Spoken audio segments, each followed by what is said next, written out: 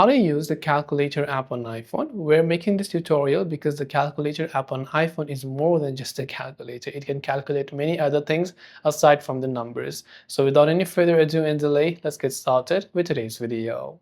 The calculator app on iPhone is more than just a calculator. You can do, of course, some of the basic stuff on the calculator app on iPhone, but there's more to that. So first of all, go ahead and then launch the calculator app on iPhone. This is normally what you see right here. You can see over there, this is the type of options that you'll be able to see. So what you have to do is, let's say that you want to go ahead and then basically use the calculator app. You can go ahead and then create a division, subtraction. You can do any of the other solve and these problems. If you tap the three lines icon there, you can see the previous history.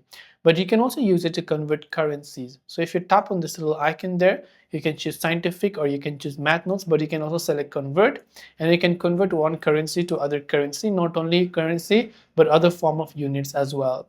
If you want to change this to scientific, you can change this as scientific calculator. You can also change this to math notes, and you can also change it to basic calculator.